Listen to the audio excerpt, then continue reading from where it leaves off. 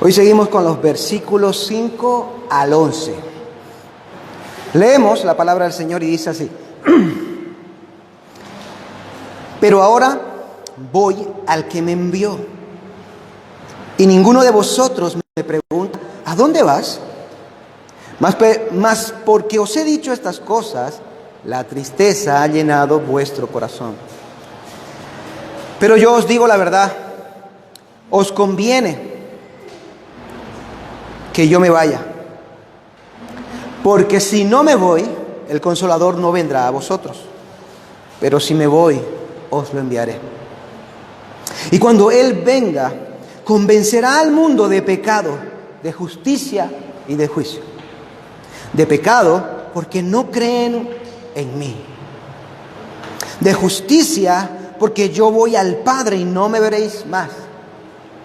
Y de juicio, porque el príncipe de este mundo ha sido juzgado. Oremos, amados hermanos. Señor, amado Padre, te damos gracias otra vez, Señor, por el tiempo precioso, lleno de gracia de tu parte para con nosotros en las alabanzas, tu palabra leída y tu pueblo orándote todo, Señor. Gracias.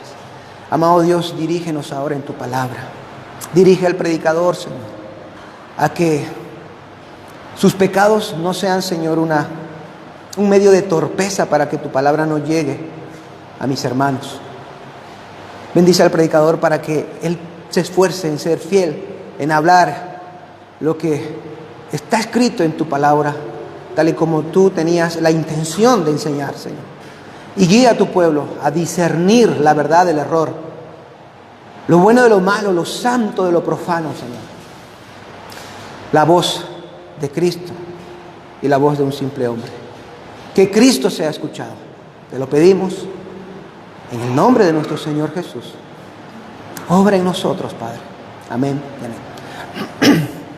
Me van a disculpar porque estoy un poco, no sé, mal de la garganta, cansada, supongo que debe estar. Bueno, hay una cosa, o hay cosas, todos sabemos esto, que para los niños pequeños pueden ser muy, muy dolorosas. Pero en este caso no estoy hablando de una caída, que suelen ser de todo tipo, de todo modo, de toda forma, en todo lugar, y muy dolorosas para ellos, ¿no? Hay cosas que para los niños pueden ser muy dolorosas, como que uno de sus padres, por ejemplo, salga de casa sin él, cuando el padre por la mañana busca o quiere ir a trabajar. Entonces el padre por la mañana se marcha al trabajo y el niño queda desconsolado, triste y lleno de lágrimas. Ay, papá. Yo lo sé por experiencia y no tengo que salir temprano. Cada vez que salgo de mi casa me pasa lo mismo con mi hijo. ¿Les ha pasado a ustedes? ¿Les pasa a algunos? ¿O lo han visto que les pasa a alguien en su familia? La pregunta que surge es la siguiente y que yo les hago: ¿está el papá del niño yéndose por algún mal que quisiera hacerle al niño? No, ¿verdad? ¿Tiene el papá el propósito de lastimar a su hijo, al niño, con irse y dejarlo llorando o desconsolado? No, lo hace por su bien, lo hace por amor, lo hace, hermano, para traer comida a casa. El padre abandona el hogar a pesar de ver a sus hijos llorando, tristes y desconsolados, y lo hace a pesar de eso para poder traerles alimento y sustento en sus hogares, lo cual, o sin lo cual, ellos no podrían comer, enfermarían y quizás morirían. Él va en busca de alimento y sustento para que esto no suceda. Pero ellos no lo entienden y de todas maneras, pensando en lo que ellos nada más sienten, los niños, que me quedo sin mi papá, lloran y se desconsuelan. Lo que nuestro Señor Jesucristo en esta mañana nos va a decir, amados hermanos, que les está diciendo a sus discípulos, es algo exactamente similar a esto. El Señor Jesús les dirá a ellos: debo irme. Y aunque os quedéis tristes, debo irme. Y debo irme, y os conviene para bien que me vaya. Os conviene para bien que yo me vaya. Porque si no me fuera, el bien mayor que tengo pensado para vosotros, no lo tendré. La venida y el ministerio del Consolador. Ese es el título del sermón de esta mañana. El ministerio del Espíritu Santo en el mundo. Versos 5 y 6 dice: pero ahora voy al que me envió, y ninguno de vosotros me pregunta: ¿a dónde vas? Mas porque os he dicho estas cosas, la tristeza ha llenado vuestro corazón. El momento de irse de nuestro Señor se va acercando en la medida que vamos avanzando versículo a versículo. Esto comenzó en Juan capítulo 13, ¿no? Donde Jesús junto a sus discípulos comieron la Pascua, y a partir de aquí, cada versículo que iba pasando se acercaba cada vez más la traición del traidor y el arresto injusto de nuestro Señor Jesucristo.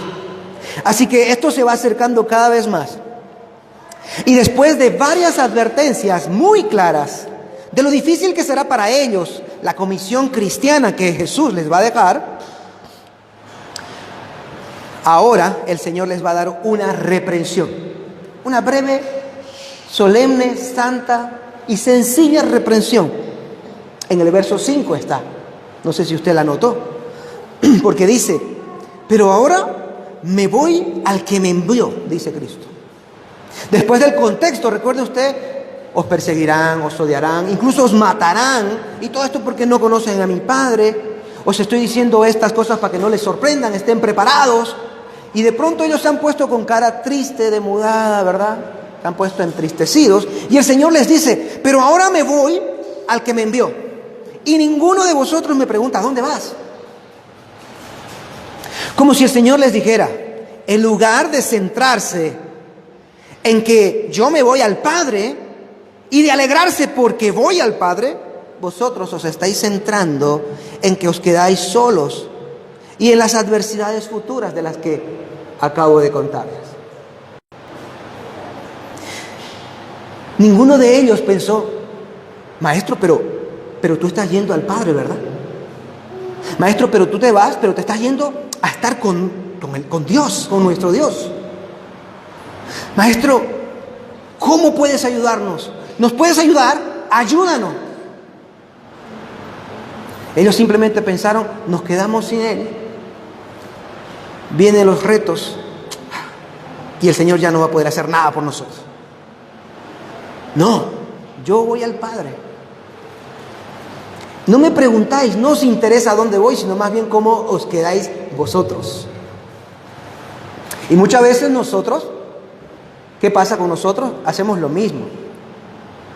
Pensamos en nuestros problemas, en nuestras dificultades en un momento dado, sin decir o sin recordar.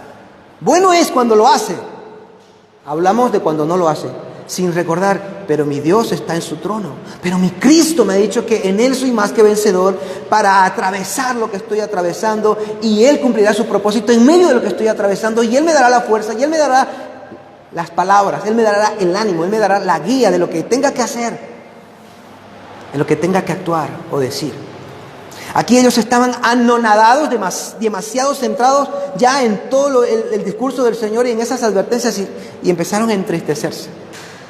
Quizás empezaron a entristecerse también por alguna razón un poco extraña a la idea que ellos tenían de lo que era el Mesías y el reino de Dios. El Señor hubiese quizás querido que ellos dijeran: Señor, ante tal adversidad que viene, entonces tú que estás yendo al Padre, ayúdanos desde el trono. ¿Cuándo y cómo lo harás? Cuéntanos, ¿qué harás por nosotros desde los cielos? No pensaron así. No pensaron así. El salmista, en sus salmos, entre los 150 salmos, él suele decir: tú estás en los cielos, tú miras, tú controlas, tú operas, tú sabes, tú ves al impío, tú ves al justo, tú obrarás, tú obras, tú haces justicia, tú haces juicio, Señor. Haz lo que tengas que hacer con tu siervo, conmigo, ayúdame. Tú tienes el poder, tú tienes el control. A pesar de lo difícil que sea tu situación, hermano. En lugar de centrarte en lo difícil que es, la reconoces y la mandas por un mensaje directo al Señor. ¿Qué hago con esto, Señor? ¿Cómo quieres que opere con esto? Confío en ti. Tú estás en el trono. Confío en lo que tú harás. Los discípulos se sintieron tristes ante tanta información aparentemente desalentadora, aparentemente, en el discurso del Señor. Y quiero que recordemos algunos elementos nada más, sin necesidad de ver los pasajes. El Señor les dijo, número 1, me voy. Les dijo, no podéis venir. O sea, yo me voy, pero vosotros no me van a seguir, no pueden seguirme, no podéis venir. Número 3, me perseguirán o me traicionará uno de vosotros. Número 4, os perseguirán a vosotros. Número 5, os expulsarán. Y 6, os matarán. Y ellos han ido recopilando y poniendo eso así, como nosotros. 1, 2, 3, 4, 5, 6, y están entristecidos. Se entristecen con una tristeza egocéntrica.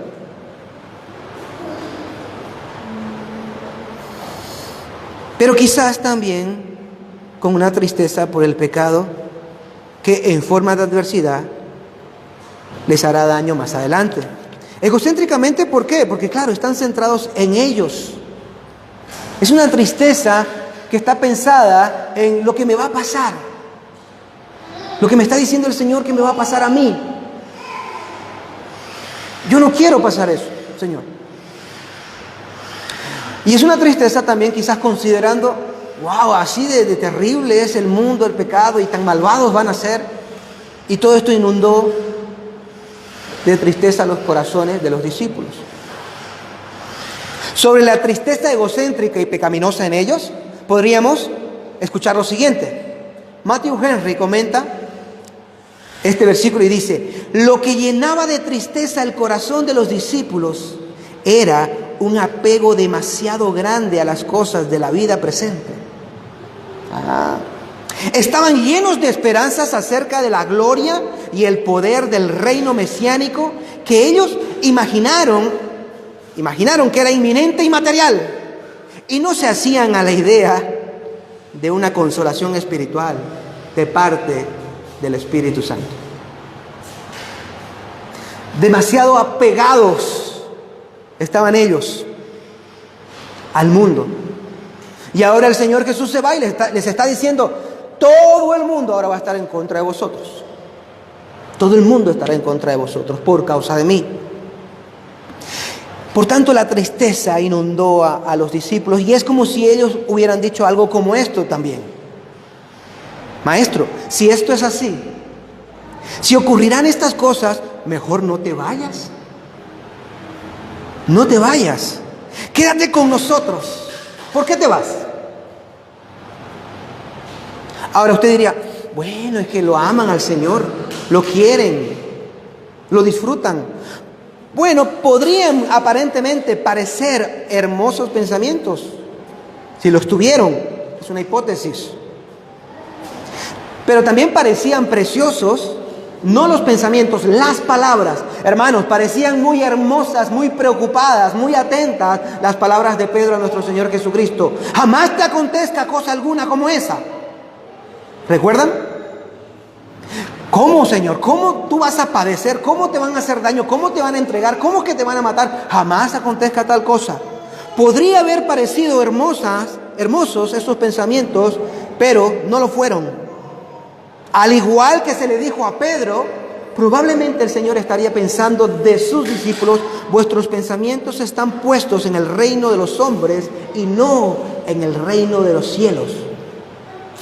¿Estáis pensando en vuestro bienestar, sin importaros el progreso y el avance del reino, que implica, número 1, cuando a Pedro se lo tuve que explicar, que yo sufra y muera? Que yo sufra y muera. Y número 2, que ahora vosotros seáis perseguidos.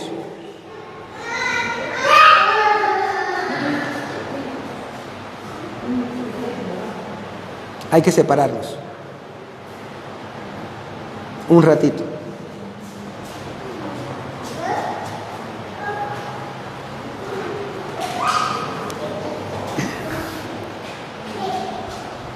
Entonces, al igual que con Pedro, no eran buenos sentimientos, porque eran sentimientos que estaban pensando en el reino de los hombres. No quiero sufrir, no quiero llorar, no quiero que me persigan, no quiero que me hagan daño, no quiero. Pedro no quería que le pase eso al Señor Jesús. Ahora, ellos no quieren que a ellos les pase eso. Ambos pensamientos el Señor los reprende. Puede reprenderlos y decir: no, es necesario las muchas tribulaciones para avanzar en el reino de los cielos, que es más importante que el sufrimiento de ustedes 11. Les está hablando a los 11, recuerden. La vida eterna para un número incontable de personas, la gloria de Cristo tras su muerte, resurrección y ascensión, la coronación en el reino de los cielos, eso es más importante que yo me tenga que quedar aquí con ustedes para que no se sientan tristes.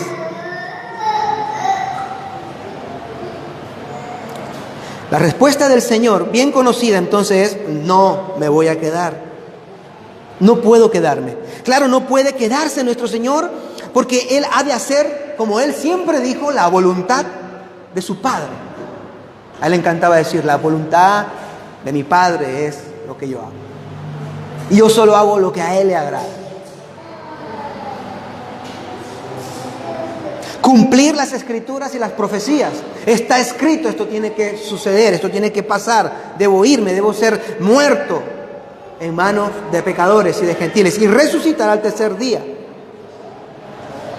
El Señor debía partir, pero sin embargo, amados hermanos, de forma amorosa y tierna, aquí viene de nuevo el aliento que el Señor Jesús tenía preparado para ellos, para sus discípulos.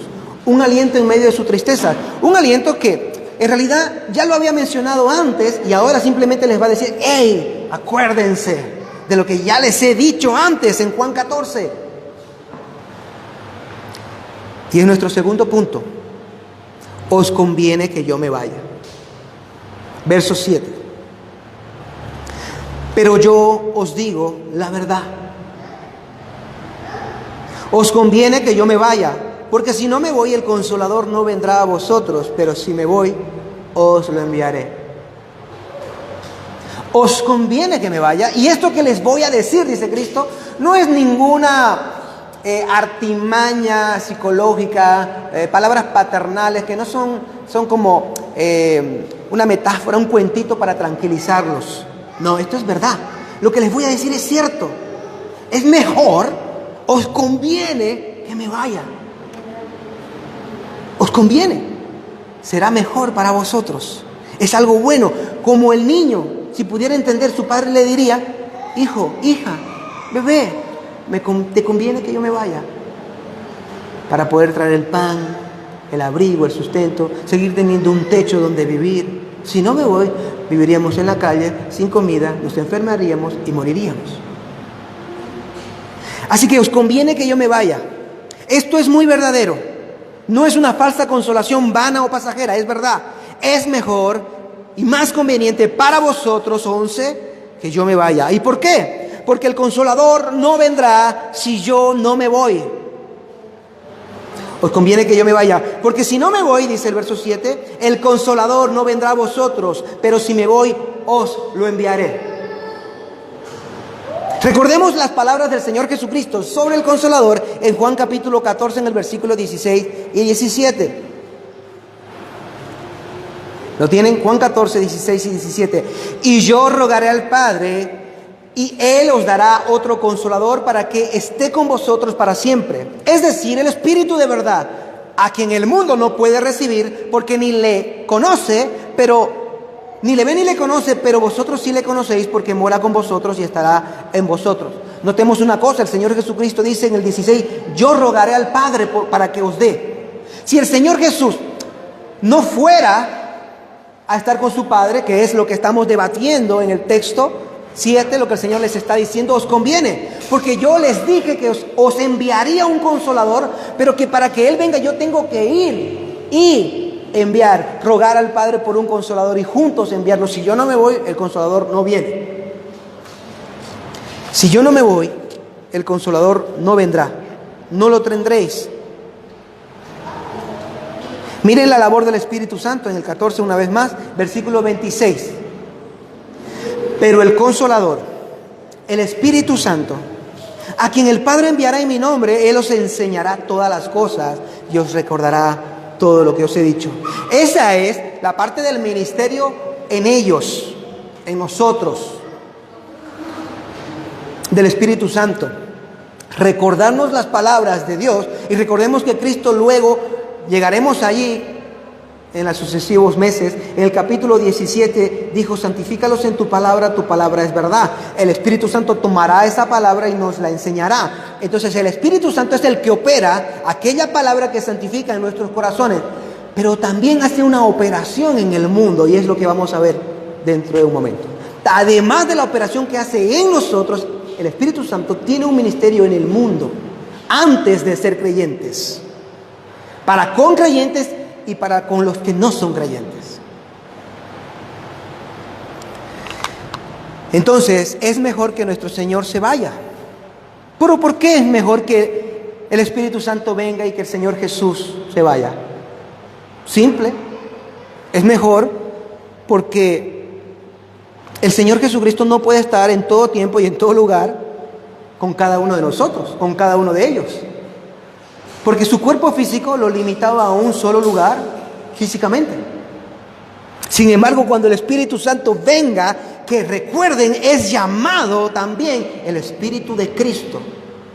El Espíritu Santo también tiene el título de ser el Espíritu de Cristo y el Espíritu de Dios. Por lo tanto, en el Espíritu Santo, que no está limitado a un cuerpo, a un cuerpo y a un solo lugar, en el Espíritu Santo, Cristo y el Padre podrá estar con todos en cualquier lugar y en toda plenitud. Eso es mejor que tener a Cristo en un solo lugar nada más. Eso es mejor.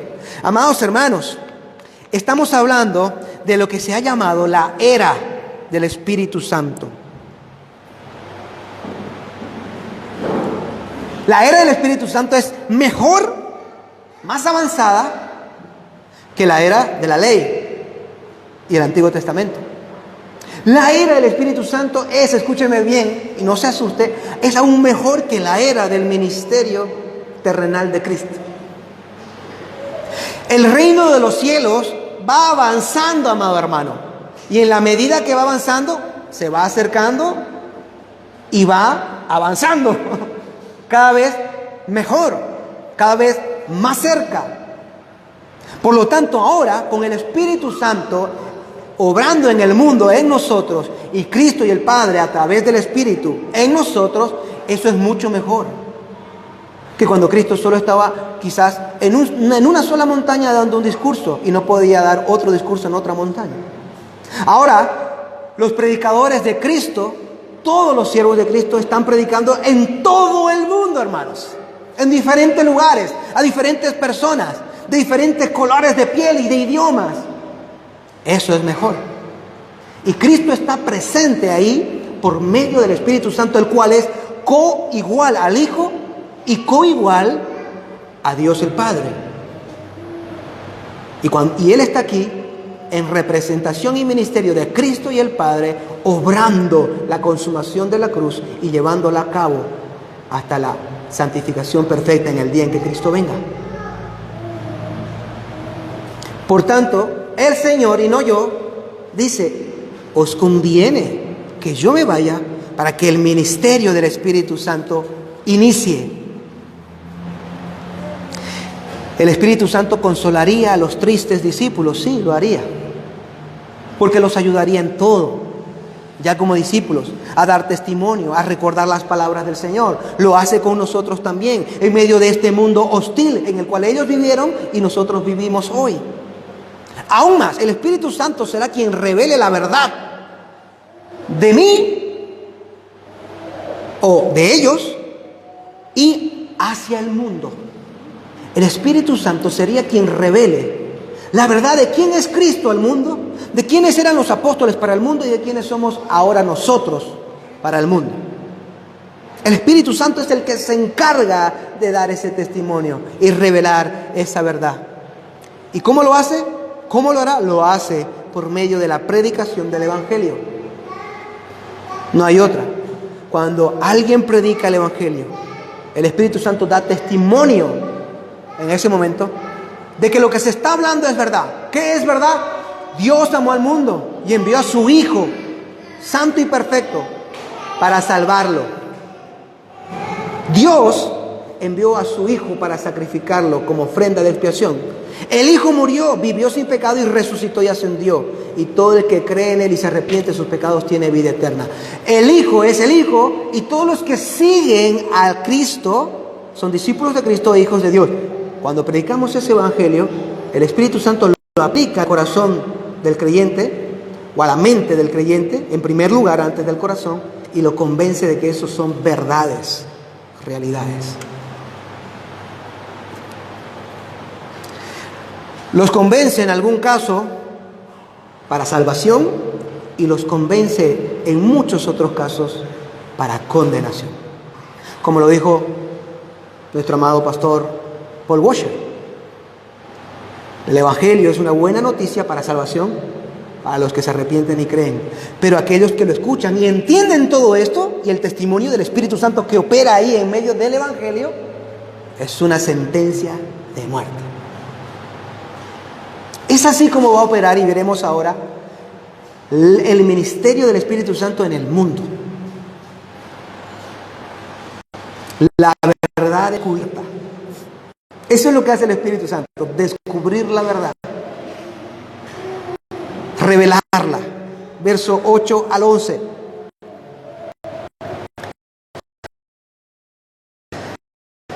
Cuando Él venga, dice Jesús, convencerá al mundo de pecado, de justicia y de juicio. De pecado, porque no creen en mí.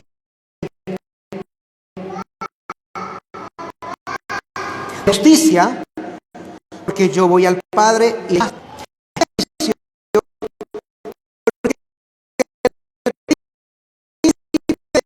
este mundo ha sido juzgados. Pero seguirán siendo sin Cristo equivocados, pecaminosos. Él convencerá al mismo mundo de que sus pensamientos son errados, equivocados, pecaminosos. Observamos tres maneras o tres áreas en las que el Espíritu Santo convencerá al mundo. Número 1, dice que convencerá al mundo de pecado. Verso 9, ¿no? Convencerá de pecado porque no creen en mí. Rechazar a Cristo, amados hermanos, no solo es un pecado, uno de los pecados más horribles, o el más horrible de los pecados perdonables.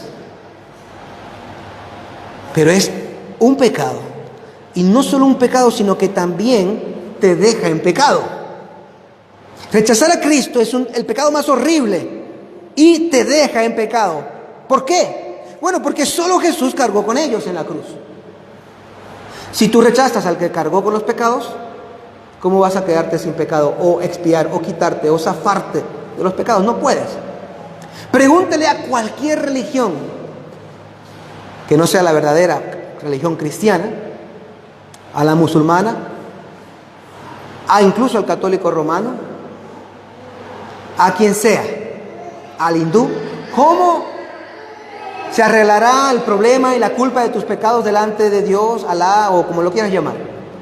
Dice, bueno, tengo que hacer buenas obras, tengo que portarme bien para que, bueno, cuando yo esté ahí, pues me perdone. Pero ya está bien, supongamos que eso puede ser. Quiero preguntarte otra cosa.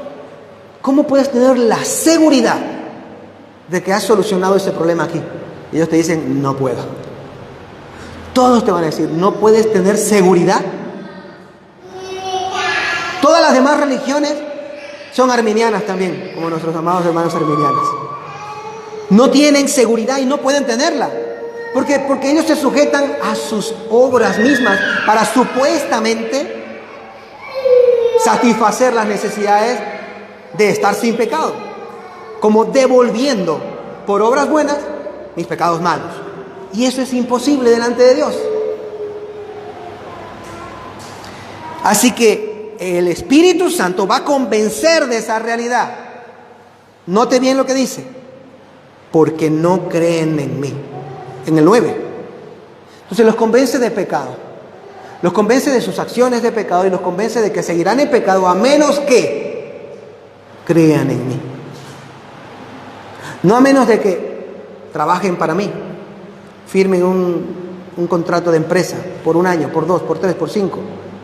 A menos que hagan penitencias, caminen descalzos 100 kilómetros, hagan el camino de Santiago, hagan cualquier historia. No, la única solución alternativa a pecar y seguir en pecado es conocer a Cristo y creer en Él, su sacrificio, su obra en la cruz. Esa es la única alternativa, no hay otra. Predicar el Evangelio es lo que va a traer esa salvación, o es la que los va a dejar en la condenación. Y es una condenación no por el Evangelio, es una condenación por sus pecados no arrepentidos. Nadie se condena por el Evangelio, hermanos. Todos son condenados por sus pecados, por sus propios pecados. Pecados no arrepentidos. Por tanto, el Espíritu Santo tiene esta gloriosa tarea de convencer, por ejemplo, de que fue un pecado terrible rechazar a Cristo en su ministerio terrenal. Será un pecado terrible perseguir a sus discípulos, matarlos, torturarlos. Y es un pecado terrible no aceptar el mensaje de la salvación de Cristo. ¿Quién convencerá al mundo de eso? El Espíritu Santo. Número 2, convencerá de justicia. El Espíritu Santo va a revelar lo que es justo, aquello que realmente es justo. Cada quien ahora tiene su nivel de justicia. Todos quieren tener su verdad. Estamos en el posmodernismo en esta sociedad.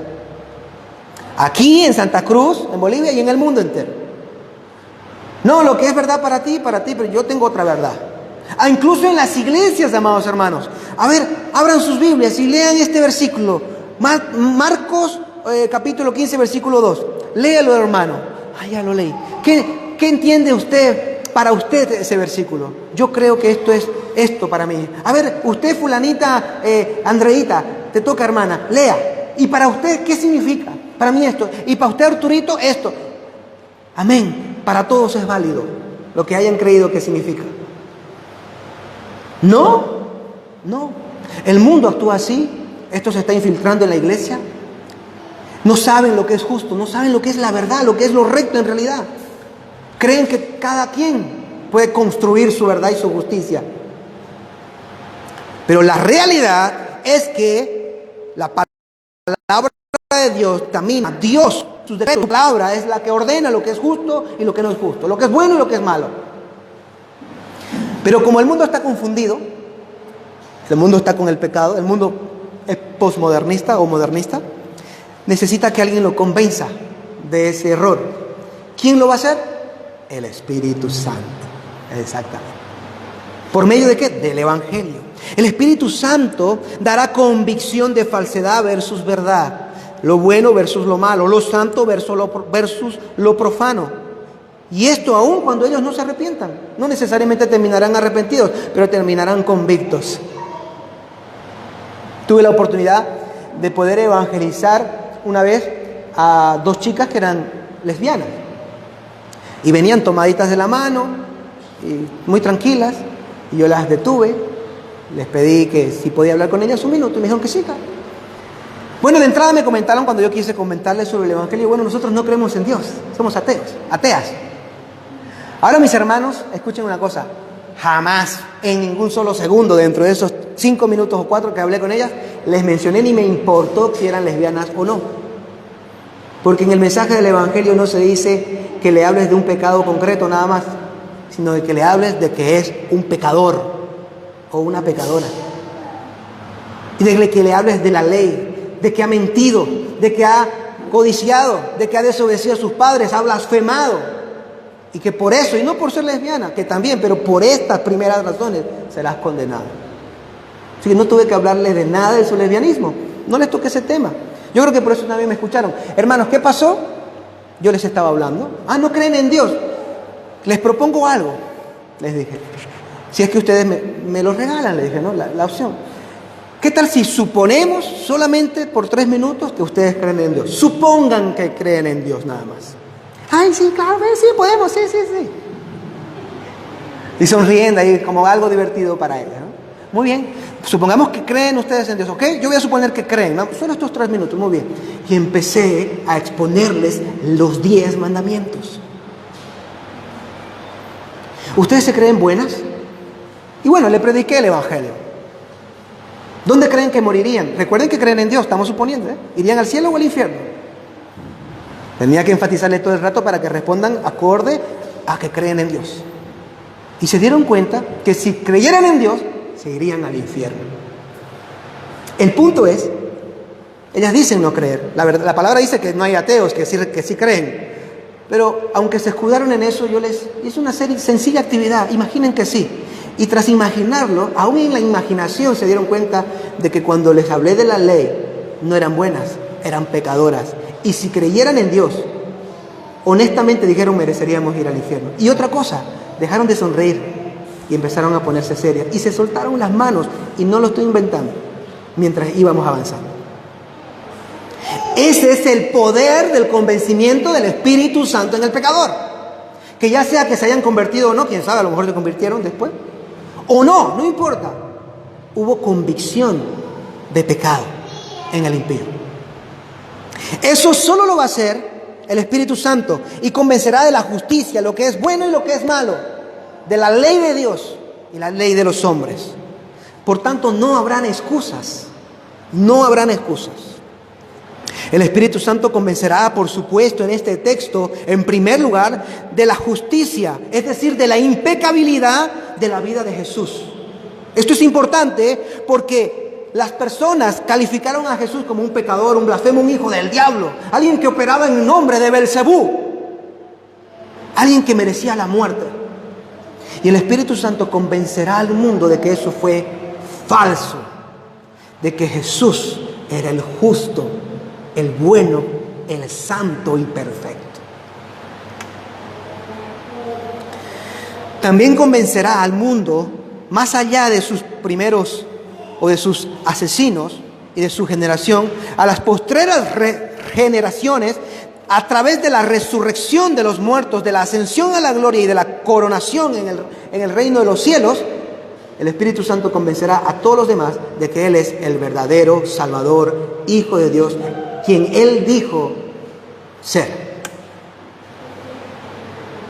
Esa es la obra del Espíritu Santo, convencer de la justicia verdadera, de que no fue justo rechazar y condenar al Hijo, y de que es justo que Dios lo haya entronizado al haberlo resucitado.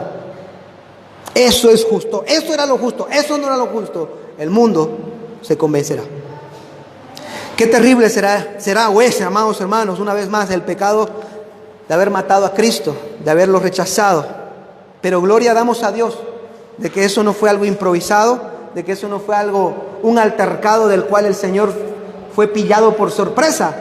Fue un plan eterno por parte del Padre, de poner a Cristo como el Cordero inmolado desde antes de la fundación del mundo. Por tanto, gloria a Dios por haber puesto por nuestros pecados al justo por los injustos. La tercera obra, o el tercer punto que ejercerá el Espíritu Santo, será convencer de juicio. Dice el versículo 10 de justicia, lo que hemos hablado ya, porque yo voy al Padre y no me veréis más, y el 11, y de juicio. Y de juicio porque la razón que da Jesús, porque el príncipe de este mundo ha sido juzgado. Así que serán convencidos en el mundo del juicio. Satanás ha sido declarado culpable en la corte celestial. culpable ante Dios y sentenciado por Dios. El diablo, amados hermanos, será eternamente castigado e infinitamente atormentado. Quítese si es que algún momento tuvo la idea de que Satanás tendrá o tiene y tendrá un reino perpetuo para él solito para siempre, en donde él dominará por los siglos de los siglos sin fin a los impíos.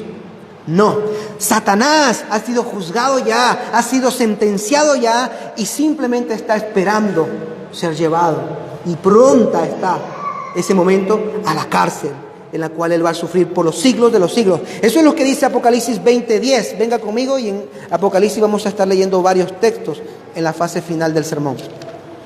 Apocalipsis 20, versículo 10. Dice: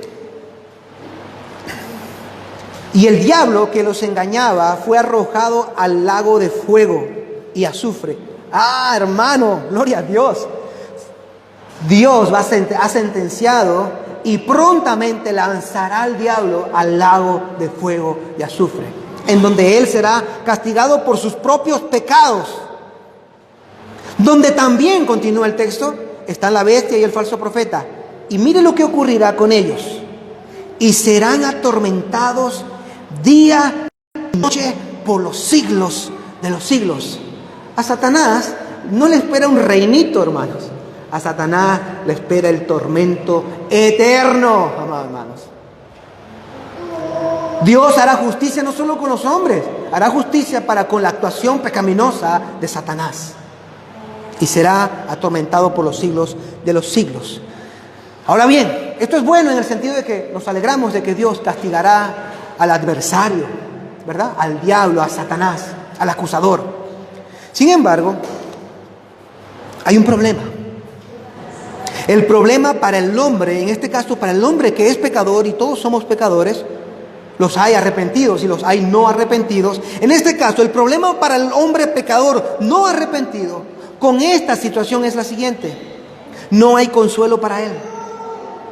De nada le sirve saber al hombre o mujer que camina por la calle, que no es creyente, que no se ha arrepentido de sus pecados, que no conoce a Cristo, que no ha abrazado la cruz, que no cree en el Evangelio. De nada sirve para él o ella decirle: ¿sabes que Dios va a condenar a Satanás en el infierno para siempre? ¡Wow! ¡Qué alegría! No, no es ninguna alegría para ella. No es ninguna buena noticia para ella, para esa persona. ¿Por qué? Lo vamos a ver. No es ninguna buena noticia porque no existen más de dos grupos o dos caminos. No existe eso de: bueno, es que yo no soy cristiana, pero tampoco soy mala, no sirvo al diablo ni adoro a Satanás. Estoy en medio. Eso no existe. Miren lo que dice Mateo 12:30. Hablando, hermanos, de la falta de excusa que tendrán las personas, pues no hay alternativa. O estás en el Evangelio unido a Cristo, o estás perdido unido a Satanás. El versículo 30 dice: el que no está conmigo, dice Jesús, está contra mí.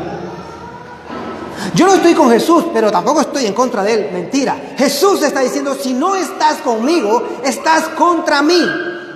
Si no estás conmigo, estás contra mí. Y continúa: el que no recoge conmigo desparrama. El que no me está ayudando me está destruyendo lo que hago. Así que no hay nadie en medio. Satanás será condenado, atormentado. Qué alegría para nosotros los que hemos creído. Qué bueno que el Señor haga justicia, pero para el impío que no ha creído, no tiene ninguna consolación saber que Satanás será condenado. Sin embargo, es necesario. ¿Por qué? Lo vamos a ir viendo mientras avanzamos. Es necesario porque ellos se darán cuenta que, sin saberlo, están muy estrechamente ligados a Satanás. Y ese es el problema. No lo saben, pero están estrechamente ligados a Satanás. El que no está conmigo está contra mí, y el que no recoge desparrama. El pecador está bajo el dominio de Satanás, haciendo la voluntad de él. En 2 Timoteo 2:26 se nos dice esta realidad. Dice lo siguiente: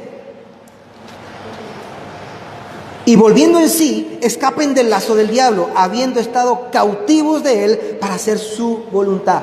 Antes de que nosotros hayamos vuelto en sí, o cualquier persona se haya convertido del reino de las tinieblas al reino de la luz, se encontraba en el reino de las tinieblas cautivo bajo la voluntad del diablo. También se nos dice que Satanás ha cegado el entendimiento, tiene a todo el mundo enceguecido, en 2 Corintios 4:4. Las personas no pueden ver la verdad, en los cuales el Dios de este mundo ha cegado el entendimiento de los incrédulos. ¿Para qué? Para que no vean el resplandor del evangelio de la gloria de Cristo, que es la imagen de Dios. Aún peor, esto todavía son las partes suaves de la triste realidad del pecador, que no tiene razón de consolarse con que el diablo será condenado. ¿Por qué? Por lo siguiente: Juan 8:41. El impío, el incrédulo, el que no está en Cristo, el que no está unido a la iglesia de Cristo, no tiene razón de consuelo, aunque sepa que Satanás ha sido juzgado. ¿Por qué? Porque dice el texto 41a de Juan 8 lo siguiente: vosotros, dice Jesús, hacéis las obras de vuestro padre. A los judíos incrédulos, a un grupo grande de judíos incrédulos. Está hablando de un padre. Vosotros hacéis las obras de vuestro padre. ¿Quién es ese padre? Versículo 44. Sois de vuestro padre, el diablo, y queréis hacer los deseos de vuestro padre. Porque él fue un homicida desde el principio y no se ha mantenido en la verdad. Es un mentiroso porque no hay verdad en él. Cuando habla mentira, está hablando de su propia naturaleza. Él es un mentiroso y padre de mentiras, porque es mentiroso y padre de mentiras, dice el texto. Y es un homicida desde el principio. Vosotros me queréis matar. Estáis haciendo los deseos de vuestro padre el diablo. El mundo persigue a Cristo, persiguiendo al pueblo de Cristo, haciendo la voluntad de su padre. ¿Quién? El diablo, porque el diablo persigue a Cristo. La realidad es que el mundo no creyente, la persona, el pecador incrédulo, aún sabiendo que Satanás ha sido juzgado y será condenado, no tiene de qué alegrarse, porque resulta que él es hijo del diablo. Resulta que él es hijo del diablo, hijo de Satanás. Porque todos tenemos un padre, o Dios o el diablo. No hay huérfanos, dijeron por ahí. O irás con tu padre, Dios, o irás con tu padre, el diablo. El testimonio del Antiguo Testamento es igual de claro, tanto como el testimonio que dio Apocalipsis sobre Satanás. Oiga bien, el Antiguo Testamento da un testimonio claro del final, de cómo terminarán, de cómo acabarán los impíos. Y es muy, muy, muy similar al de Satanás. Venga conmigo a Isaías 13. Isaías capítulo 13. Versículo 9 se lee lo siguiente. Escucha esta advertencia. He aquí, dice Isaías, el día del Señor viene, cruel, con furia y ardiente ira. ¿Para qué? ¿Y para quién? Continúa el pasaje. Para convertir en desolación la tierra y exterminar de ella a sus pecadores. El salmo, estos salmos maravillosos de oración y de adoración, también dan un testimonio fiel de esta realidad, de cómo terminará el impío. En el capítulo 11, venga al Salmo 11, versículos 6 y 7. Dice: sobre los impíos hará llover carbones encendidos, fuego, azufre y viento abrasador será la porción de su copa. Pues el Señor es justo, Él ama la justicia, los rectos contemplarán su rostro. El Salmo 37 Necesitamos conocer bien la realidad y el final de los impíos, hermanos. Porque si usted es un impío, debe huir de su impiedad. Y por si se topa con un impío y cuando le predica a un impío el evangelio, tiene que tener la urgencia de que huya de su impiedad, que lo va a llevar a la perdición eterna. Versículos 9 y 13 del capítulo 37 dice, 9 al 13. Porque los malhechores serán exterminados, mas los que esperan en el Señor poseerán la tierra. Un poco más y no existirá el impío. Buscarás con cuidado su lugar, pero él no estará allí. Ya no habrá sitio para los impíos. Mas los humildes poseerán la tierra y se deleitarán en abundante prosperidad. ¿Esto cuándo será? Cuando el Señor Jesucristo regrese a consumar su reino. El Espíritu convencerá al mundo de que viven bajo dominio y voluntad de un príncipe, entre comillas, que es un falso Dios en realidad. Esa es la labor que el Espíritu Santo hace. Satanás, quien ya ha sido sentenciado y que su castigo no se tarda, es el precursor de lo que les ocurrirá a sus hijos o al resto de ellos, los que son seguidores de la voluntad y del agrado de los pensamientos de Satanás. Todos aquellos que no han creído en Jesús y que rechazan a Cristo. Todos los que no han creído en el Señor Jesucristo, los que no se arrepienten de sus pecados, los que persisten en amar este mundo caído y amar los placeres engañosos, aquellos que se oponen y restringen la verdad, como decía Pablo en Romanos 1, 17 y 18, que se oponen a la justicia en sus propias vidas y en las vidas de los demás, los que se deleitan en pecar, todos tendrán su porción de juicio junto a su padre, Satanás. Esa es una realidad urgente, fuerte, dura, pero necesaria conocer. La Escritura dice en Apocalipsis 20 que el final de los impíos no es similar, como dije antes, es idéntico al de Satanás. El final de los impíos es el mismo que el de Satanás. Leemos Apocalipsis 20, versículos 12 y 15.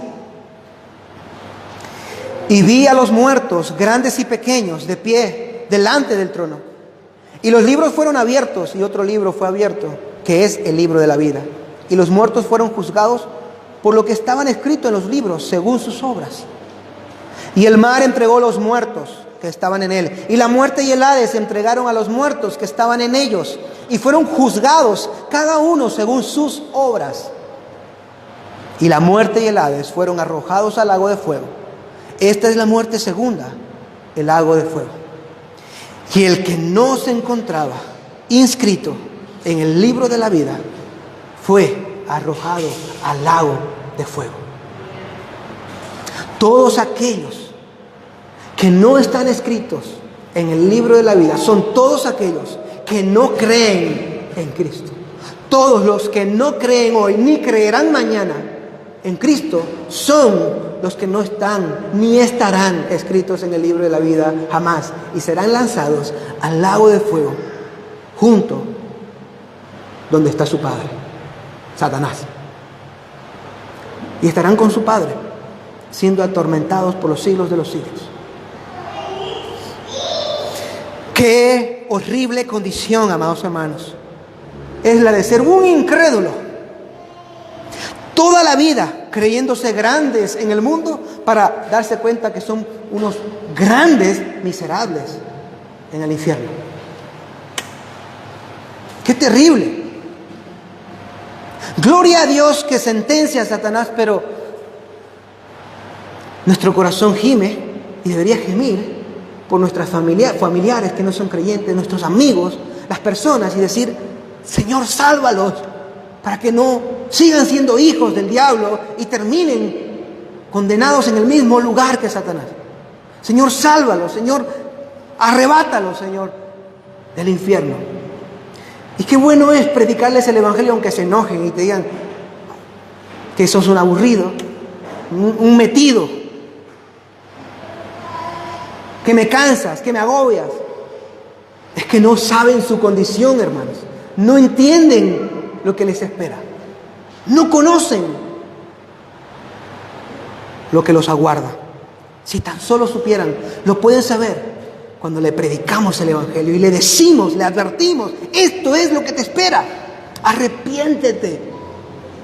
En tanto que el Señor Jesucristo no venga aún, y anhelamos que Él venga, todas las puertas de la gracia del cielo para la salvación están abiertas de par en par. Y el Señor dice, venid a mí el que no quiere ser lanzado al lago de fuego, y yo me lo llevaré junto a mí al reino de los cielos.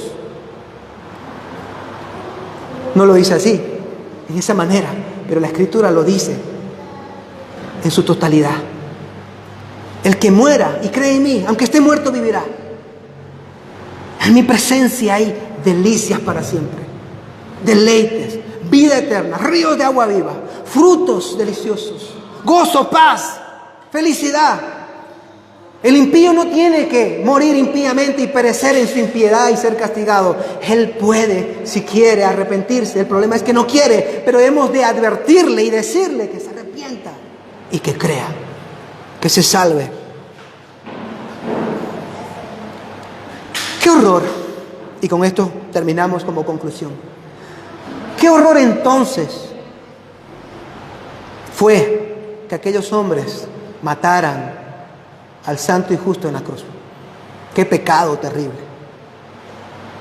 El Señor les dice a sus apóstoles, seréis perseguidos, expulsados de las sinagogas y asesinados por mi causa, porque no me conocen a mí ni conocen al Padre. Pero recordad, os conviene que yo me vaya, porque os enviaré al Espíritu Santo, que os ayudará y que además no solo os ayudará, va a reivindicar vuestra causa, se mostrará, se revelará que vosotros no sois unos mentirosos, no sois unos engañadores, unos falsos, que el reino de los cielos es verdad, que yo soy el verdadero Mesías y único Mesías. Eso se revelará a través del ministerio del Espíritu Santo. Os conviene que Él venga para que el Espíritu Santo obre en este mundo, y hemos visto toda la obra que Él hará, que será darte consuelo, instrucción y santificación a ti como creyente, pero al mundo le dará testimonio de que están en el error, en el pecado, y de que sus pecados lo llevarán al mismo lugar que los pecados de Satanás lo llevará, al infierno.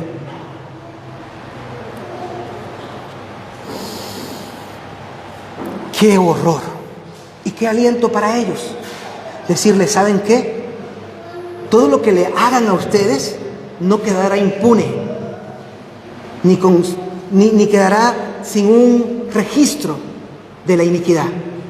Se sabrá, lo sabrán ellos, y se sabrá en el día del juicio. Y allí se sabrá que Jacobo no debió ser asesinado. Allí se sabrá que a Pablo no debieron haberle cortado la cabeza, y que lo que hicieron fue pecado, y pagarán por sus pecados al perseguirme a mí y a mi pueblo. Oh, mis amados hermanos, solo hay una salida al castigo de la ira de Dios. Solo hay una salida, pues bien sabido es que hay una puerta, un solo camino, un solo pastor y una sola verdad. Y ese es Jesús y su evangelio. ¿Conoces a Cristo? ¿Lo conoces de verdad? Si lo conoces, es tu amigo, tu Señor, tu Salvador, tu abogado, tu defensor, tu hermano mayor y Dios, tu Padre. Pero si no lo conoces, si tienes dudas, habla con Dios y pídele que te dé la certeza de ser hijo de Dios y discípulo de Cristo. Pídele la certeza de que tu fe es genuina. Pídele una fe más genuina, aún más grande. Pídele un arrepentimiento más profundo para que creas y seas salvo, para que huyas de la ciudad de la destrucción y haya una mansión esperándote en la ciudad celestial. Amén. Amén. Oremos. Señor, te agradecemos por tu palabra.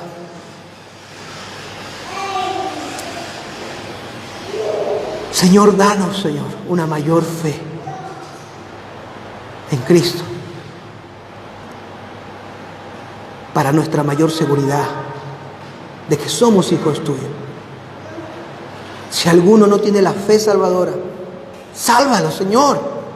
Ten misericordia. Usa este mensaje para que tu Espíritu Santo dé convicción de pecado y se arrepientan, que busquen auxilio en la gracia que hay y que emana de la cruz de Cristo.